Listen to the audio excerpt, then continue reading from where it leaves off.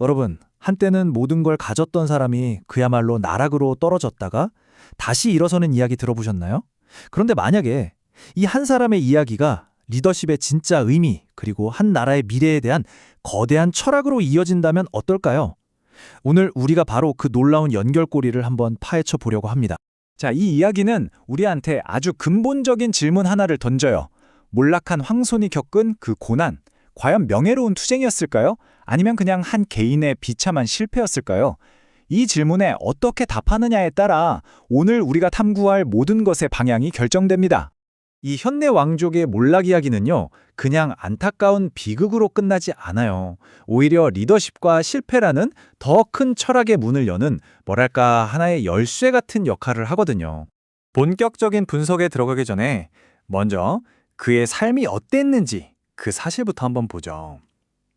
그는 왕족으로 태어났지만 미국으로 건너가서는 접시 닦기 같은 정말 허드렛 일에 하면서 살아야 했습니다.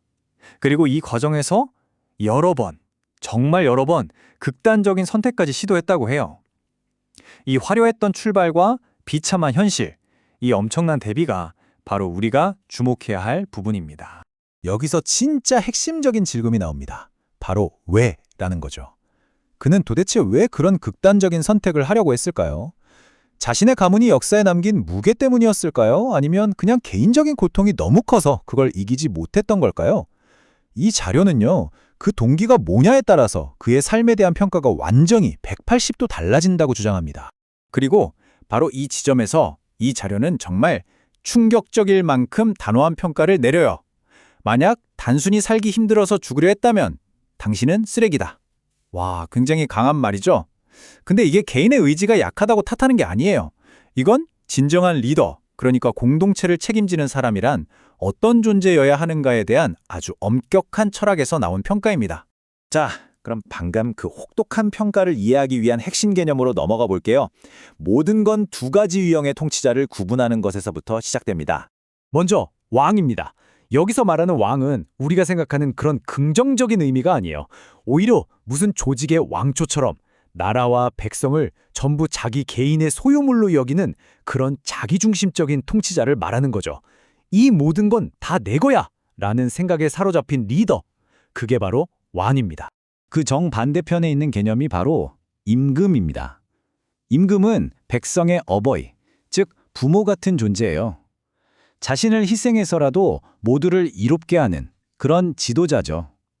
모든 걸 가지려는 왕와는 달리 임금은 모든 걸 내어주는 존재인 셈입니다. 이 표를 보시면 그 차이가 한눈에 들어오죠. 한쪽은 소유욕으로 가득 찬 자기중심적인 왕, 다른 한쪽은 희생정신으로 가득 찬 백성 중심의 임금.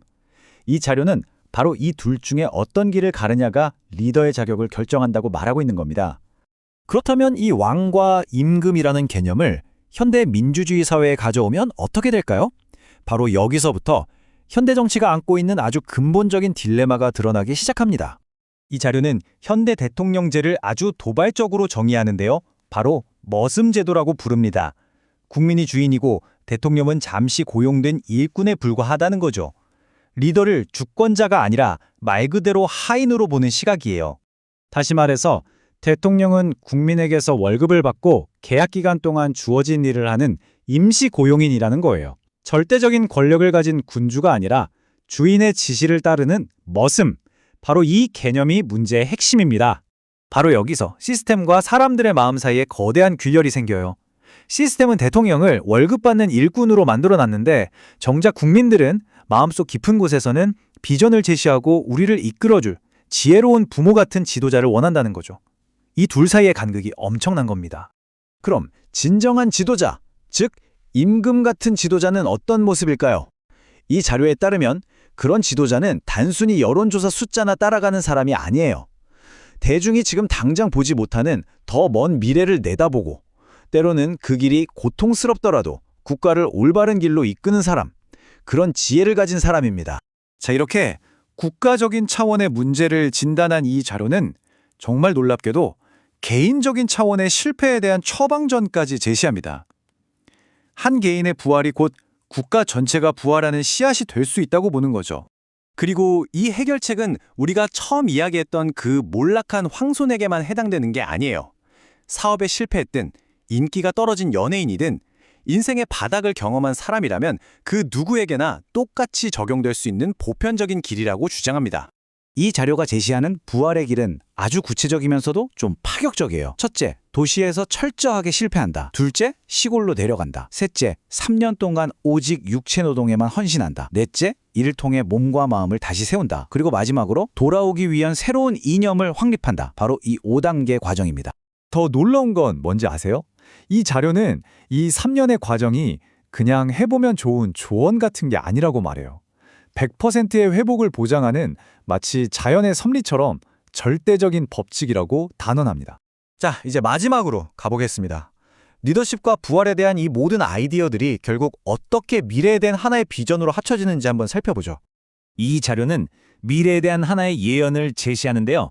낡고 무너져버린 과거의 시대를 끝내고 우리가 계속 이야기했던 그 진정한 임금 같은 지도자가 나타나서 국민을 진짜 부모처럼 품는 그런 새로운 시대가 올 것이라는 예측입니다. 그리고 이건 그냥 막연한 미래 이야기가 아니에요. 이 자료는 아주 구체적으로 이 거대한 변화가 시작된 시점이 바로 2013년이라고 딱 집어서 말합니다. 모든 재료와 무대는 이미 다 준비가 되었다는 거죠.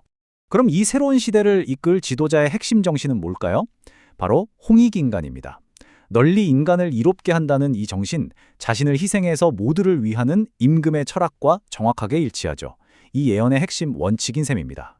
그리고 이 모든 분석은 하나의 강력한 운명론적인 선언으로 끝을 맺습니다. 무대는 마련되었다. 신의 설계는 1mm의 오차도 없이 완성되었다. 이 미래는 우리가 선택할 수 있는 게 아니라 이미 정해진 필연이라는 것이 이 자료의 최종 결론인 거죠. 오늘 분석을 마치면서 이제 질문을 여러분께 한번 돌려드리고 싶어요. 오늘날 우리에게 필요한 진정한 리더는 과연 어떤 모습일까요? 우리를 이끌어주는 부모 같은 존재일까요? 아니면 성과를 관리하는 상사, 그것도 아니면 우리가 월급 주고 고용한 일꾼일까요? 그리고 더 나아가서 우리 각자의 삶에서 우리는 또 어떤 리더가 되어야 할까요? 한 번쯤 깊이 생각해 보시면 좋겠습니다.